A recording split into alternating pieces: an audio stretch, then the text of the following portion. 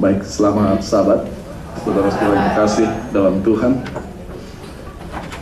Pertama-tama saya ucapkan terima kasih, satu penghormatan yang sangat tinggi saya bisa berdiri di sini menyampaikan firman Tuhan kepada Pendeta Korengkeng, kepada ketua-ketua jemaat dan kepada majelis. Khotbah pada hari Sabat ini judulnya adalah A Matter of the Heart, yang kurang lebih dalam bahasa Indonesianya adalah masalah hati. Dan ayatnya tadi baru dibacakan, Mazmur 34 dalam bahasa Indonesia ayat 9, bahasa Inggris sebagian ayat 8, dan kebetulan Alkitab bahasa Inggris yang saya gunakan adalah New American Standard Bible, tidak berpengaruh. Dimulai dengan kata O, jadi suatu undangan, invitation.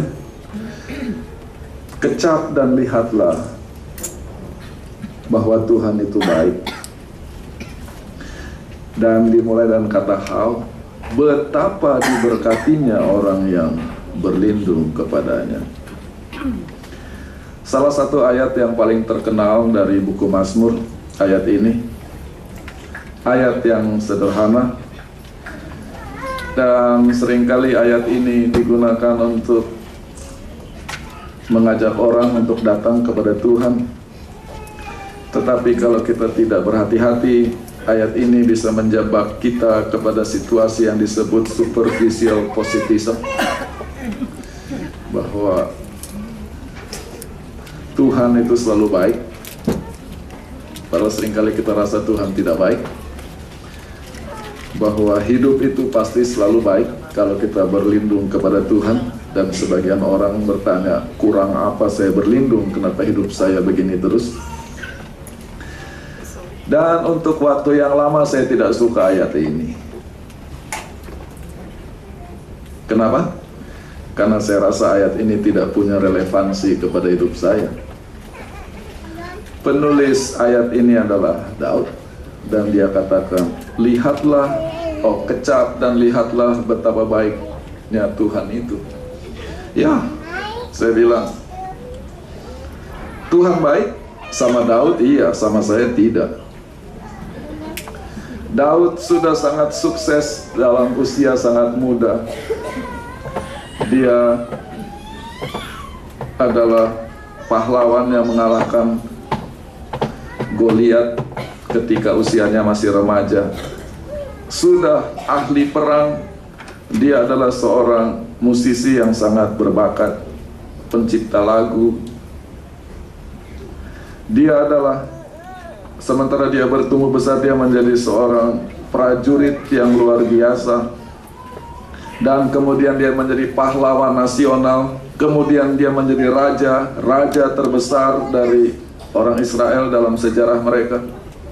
Tidak heran Daud katakan, kecap dan lihatlah betapa baiknya Tuhan itu, karena memang Tuhan baik sama dia. Bagaimana saya mengucapkan kalimat yang sama sementara Tuhan tidak baik kepada saya? Sampai akhirnya saya baca Alkitab dengan lebih hati-hati,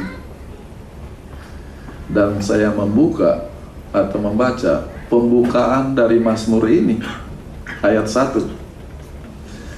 Dan memperhatikan pembukaan dari Mazmur ini sangat merubah penghargaan saya kepada undangan di ayat 9 tadi.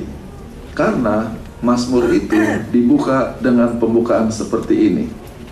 Mazmur Daud ketika dia berpura-pura gila di hadapan Abimelek yang mengusirnya pergi, dan pergilah Daud. Wait a minute. Ternyata ketika Daud berkata, kecap dan lihatlah betapa baiknya Tuhan itu. Dia berada dalam titik yang paling gelap, paling rendah, dan paling susah dalam hidupnya. Dan bagaimana di dalam kesusahan yang begitu berat, dia bisa mengatakan, kecaplah dan lihatlah betapa baiknya Tuhan itu. Kita perlu membaca 1 Samuel 21 mulai ayat 10 untuk bisa mengerti latar belakang dari Mazmur 34. Dikatakan di sana, Daud yang dikejar-kejar oleh Raja Saul untuk dibunuh, lari. Pertama dia lari kepada Achis, Raja Gad, salah satu kota dari kota orang Filistin. Sampai di sana, para pegawai Achis katakan, loh, ini Daud. Dan karena mereka tidak kenal Daud, mereka, ini Raja Daud. Mereka kira dia sudah diangkat jadi raja. Bukankah Daud ini yang untuk siapa mereka menyanyi, orang Israel? Saul mengalahkan beribu-ribu, tetapi Daud mengalahkan puluhan ribu. Kita harus baca Alkitab hati-hati. Seringkali kita terlalu literal dalam baca Alkitab, sampai angka-angka di Alkitab kita perdebatkan. Ini penulis buku Samuel bisa matematik atau tidak? Daud cuma membunuh satu orang, Goliat, mereka bilang Daud mengalahkan berpuluh-puluh ribu. Yang dibunuh satu dibilang.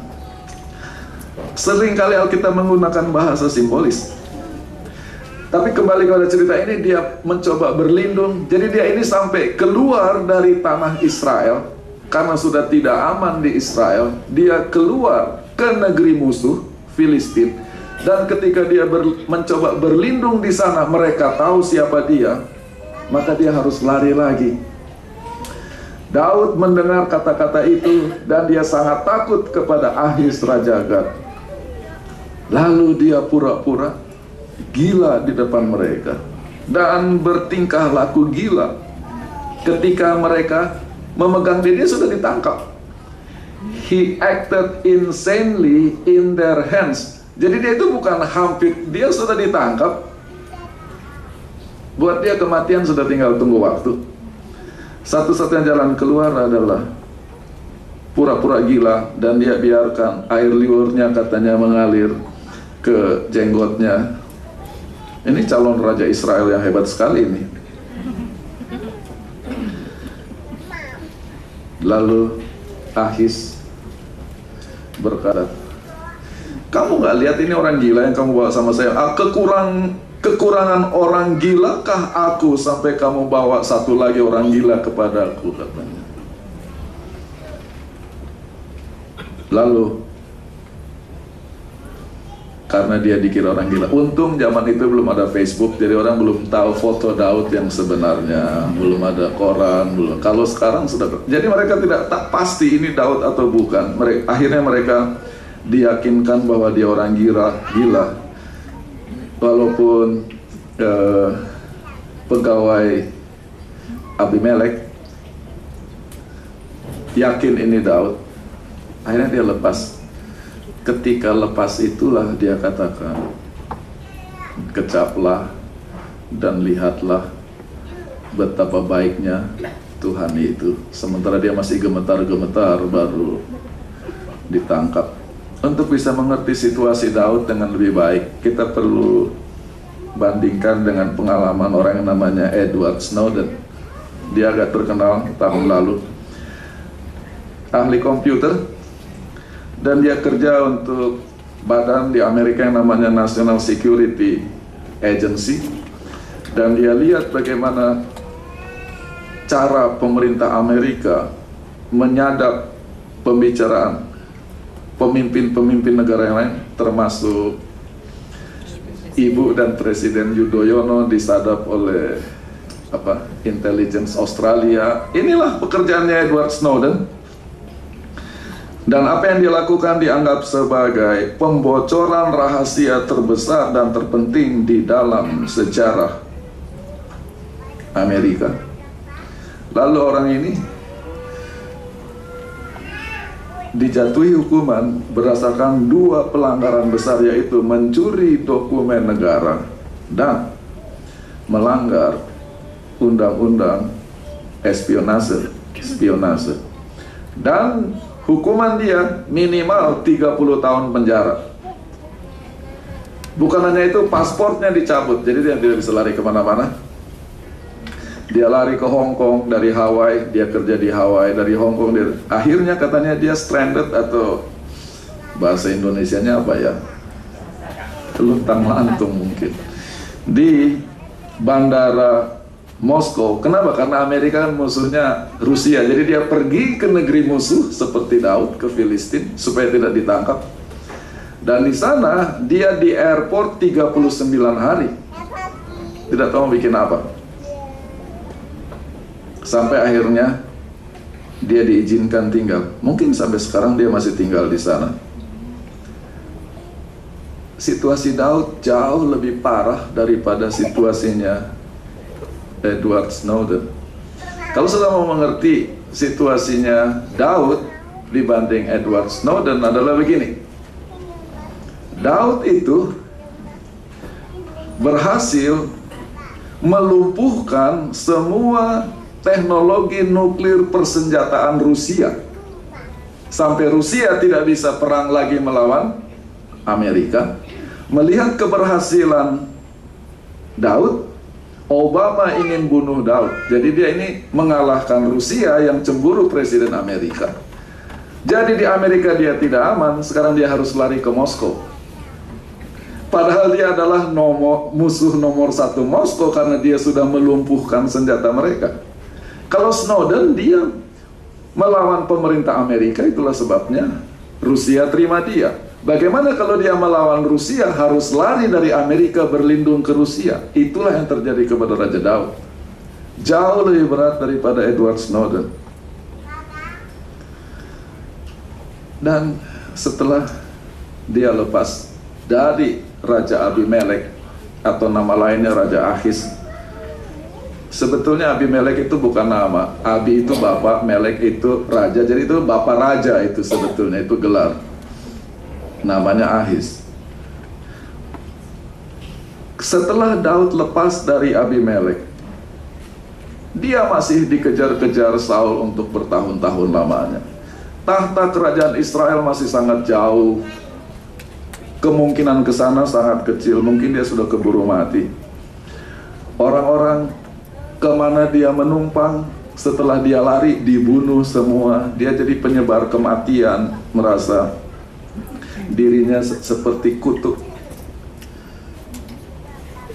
Kita bisa baca ceritanya di 1 Samuel 22. Dia pergi kepada imam, lalu imam itu dilaporkan, maka imam itu dipanggil oleh Raja Saul. Hei, anak Ahitub, dengar sekarang ya tuanku, mengapa engkau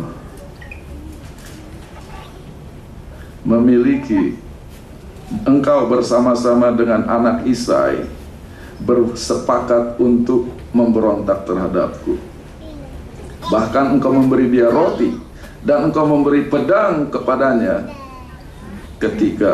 dan bahkan engkau berdoa menanyakan Tuhan bagi dia. Lalu Ahimelek menjawab sebagai imam, loh, yang datang itu Daud. Di antara semua pegawaimu tidak ada yang sesetia Daud. Bahkan dia itu anak mantu raja, masa saya tidak hormati?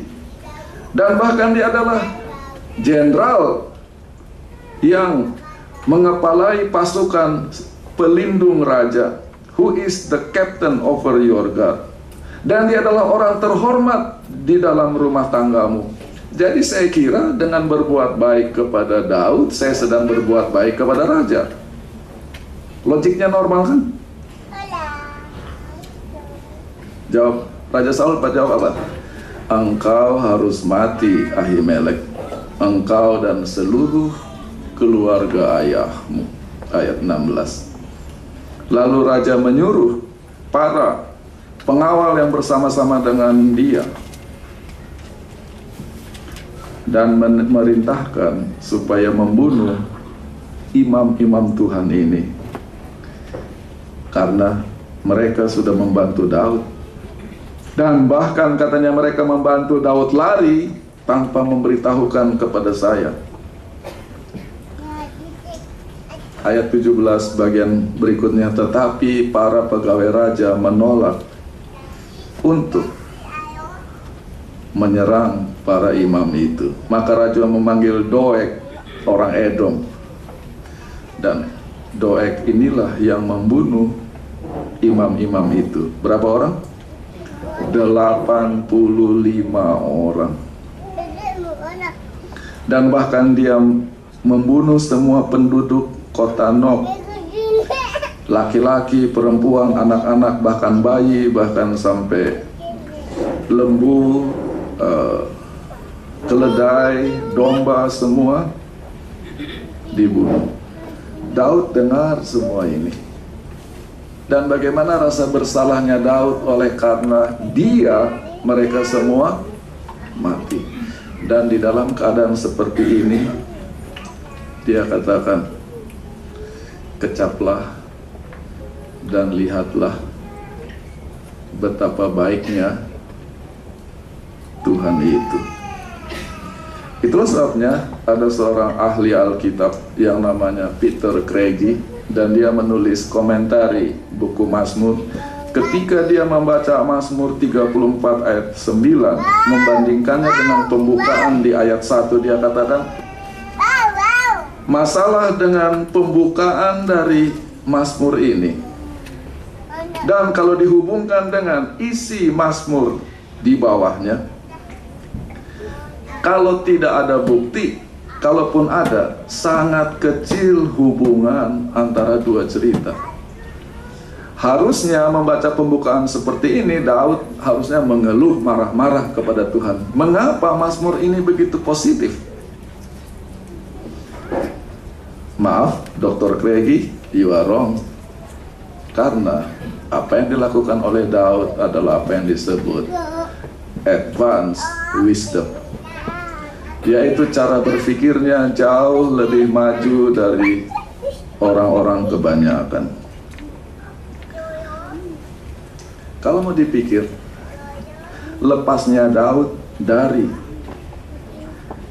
Raja Abimelek hanya pengalaman baik sedikit di tengah-tengah segala kesusahan yang begitu besar, rumit, dan bahkan nyawanya terancam, dengan mana dia sedang bergumul untuk waktu yang sangat lama. Jadi kebaikan Tuhan itu sangat sedikit sama dia. Dan sementara dalam situasi seperti ini, sangat mudah bagi Daud untuk membesar-besarkan problem dan kesusahannya. Dia memilih dan bahkan mendidik dirinya untuk memfokuskan perhatiannya kepada kebaikan Tuhan dan berterima kasih untuk kebaikan Tuhan walaupun sedikit. Spirituality is a matter of education. We need to educate ourselves to be able to be sensitive to God's blessings. Banyak orang merasa tidak diberkati oleh Tuhan karena mereka tidak mendidik diri mereka untuk berterima kasih untuk berkat-berkat Tuhan. Dan itulah yang Daud lakukan. Kebaikan Tuhan itu sangat sedikit dibanding masalah yang dihadapinya, tetapi dia memilih untuk membesar-besarkan kebaikan Tuhan, gantinya membesar-besarkan kesusahan hidupnya. Dan itu adalah masalah disiplin. Kita baca ayat berikutnya. Mazmur 34 ayat 1 itu dalam bahasa Inggris panjang, tapi dalam bahasa Indonesia masuk ke ayat 2. Dia pura-pura gila dan lolos dari Abimelek. Lalu apa dia katakan? I will bless the Lord at all times. His praise shall continually be in my mouth. Aku akan memberkati Tuhan sepanjang masa. Pujian-pujian untuknya selalu akan berada di mulutku. Perhatikan apa yang terjadi. Dia katakan, I will bless the Lord, while it is much more easier for him to curse the Lord. I will praise the Lord, while it is easier for him to complain to the Lord. Masalah pendidikan, masalah memilih. Dan dia katakan, at all times. Mau hidup susah, dia memilih untuk memberkati nama Tuhan. Sementara hidup rasanya berat, dia memilih untuk memuji Tuhan. Saudara-saudara, kalau saudara dengar khotbah, jangan semua khotbah harus dipraktekkan. Contohnya khotbah ini, jangan rasa bersalah kalau belum sampai ke level ini. Ini khotbah tingkat tinggi ini. Jangan, oh ada yang salah kepada saya karena saya belum bisa memuji Tuhan. Hanya Daud yang bisa, dan Daud punya spiritualitas sangat tinggi. Kita cuma bisa berharap, berdoa, mudah-mudahan satu kali kelak saya bisa sampai di sana. Jadi kalau sekarang sudah masih ngomel-ngomel, it's okay. Jangan rasa guilty. Memang hidup kita susah. Daud tidak normal. Dan itulah sebabnya dijadikan bahan khotbah, karena dia tidak normal. Jadi jangan rasa bersalah. Mazmur 34 ayat-ayatnya berisi ayat-ayat yang terkenal. Contohnya ayat 19. Banyak kesusahan orang benar, tetapi Tuhan melepaskan mereka dari semua itu. Pernah dengar ayat itu? Pernah saudara renungkan ayat itu? Many are the afflictions. Affliction itu bukannya kesusahan ya, penderitaan, kesusahan yang menyakitkan dari orang benar. Membaca ayat ini kita jadi terbuka mata kita, dan kenapa Daud jadi begitu. Ayat ini mengingatkan kita, Mazmur 34 ayat 19, bahwa hidup benar tidak otomatis membuat hidup kita bebas dari kesusahan, pencobaan, dan bahkan penderitaan. Pada saat yang sama, kalau hidup kita penuh dengan tantangan, tidak berarti Tuhan meninggalkan kita. Ada banyak kesusahan orang benar, tetapi Tuhan melepaskan mereka dari semua itu. Ayat 7, sebelum dia datang kepada ayat yang mengatakan kecaplah dan lihatlah betapa baiknya Tuhan itu, ayat yang terkenal lain, malaikat Tuhan berpasukan mengelilingi orang yang takut akan Dia untuk melepaskan mereka. Dan ayat ini harus dibaca dalam konteks Mazmur 34. Artinya, fakta bahwa kita dikelilingi dan dilindungi oleh malaikat tidak berarti hidup kita akan bebas dari problem dan masalah. Apa yang terjadi adalah kita menjalani hidup yang penuh problem, tapi jangan lupa, di dalam menjalani semua itu kita didampingi dan dilindungi oleh malaikat-malaikat Tuhan. Kita tidak berjuang sendirian. Kesadaran inilah yang membuat Daud sanggup untuk berterima kasih dan memuji Tuhan. Lebih jauh lagi, ayat-ayat berikutnya mengatakan, jiwaku hendak membesarkan Tuhan. Mari besarkanlah Tuhan bersama-sama dengan aku, tinggikanlah namanya bersama-sama. Kalau kita bangga sekali dengan kesusahan kita, kalau ada orang lebih susah dari kita, kita mau buktikan bahwa kesusahan kita lebih besar dari dia. So we like to boast in our troubles. We like to magnify our problems. We like to exalt our difficulties. Gantinya membesar-besarkan problem, Daud memilih untuk membesar-besarkan Tuhan.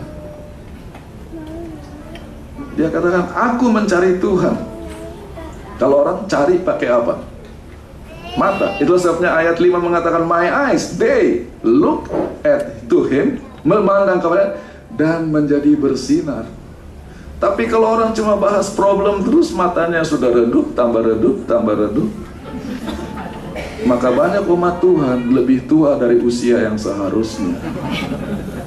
Katanya umat Tuhan.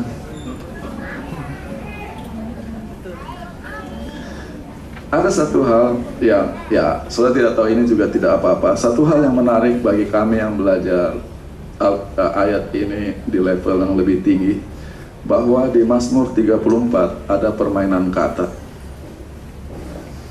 antara ayat 1 dengan ayat 8. Di ayat 1 dikatakan ketika Daud pura-pura gila, itu bahasa Indonesianya.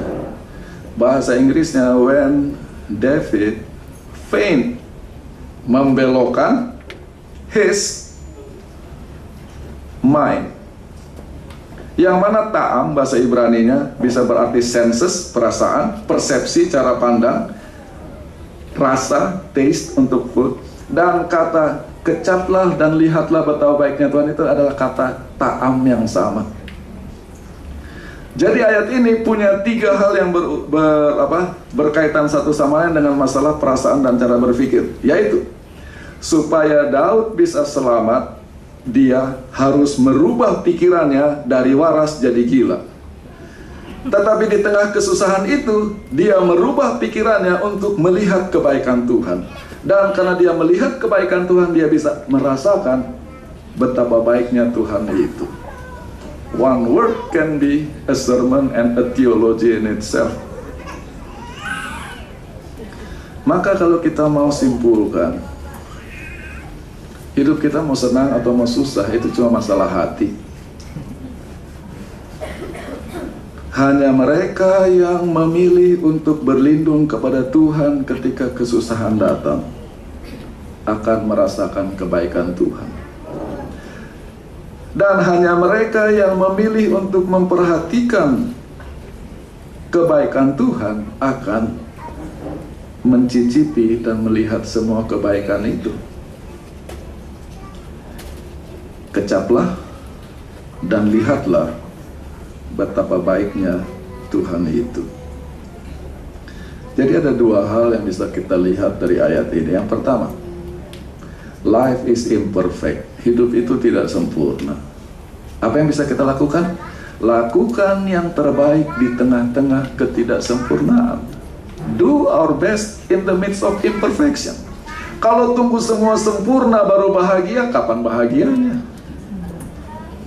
Yang kedua, yang namanya problem itu tidak akan pernah habis-habisnya sampai kita mati. Orang mati pun punya problem, hanya yang hidup yang menyelesaikan dia punya problem. Jadi, kalau mau dikubur di mana, bayar berapa, itu urusan dia kan, harusnya, hanya karena dia nggak bisa, jadi kita yang urus. Namanya orang hidup tidak akan pernah habis dari problem. Jadi kalau kita cuma perhatikan problem, kapan hidup kita bisa gembira? Itu Daud punya filsafat. Itulah sebabnya Daud melihat semua ini, dan dia adalah orang yang sangat bijaksana. Gantinya melihat kepada problem, dia memilih untuk merasakan dan melihat kebaikan Tuhan. Betapa sedikitnya, betapa minimumnya pun itu. Saya tidak tahu di Indonesia sekarang lagu Sion sudah diporak-porandakan dengan munculnya lagu Sion model baru. Tapi lagu Sion tua itu lagu Sion nomor 110, ada lagu judulnya Bila Laut Kehidupanmu Bergelombang, tawar hati dan rasa tidak senang. Apa obatnya? Hitung satu-satu segala berkat-Mu dan lihatlah kasih Tuhan padamu. Bahasa Inggrisnya lebih bagus. Count your blessings, name them one by one. Tidak cukup cuma bilang saya diberkati Tuhan. You need to name them. Sebut berkat itu satu persatu, bikin daftar. Kita senang sekali bikin daftar kesusahan hidup. kita dipanggil untuk mendaftarkan, menyebut satu persatu. Hanya ketika kita bersikap demikian, kita bisa katakan, kecaplah dan lihatlah betapa baiknya Tuhan itu. Tuhan memberkati kita semua.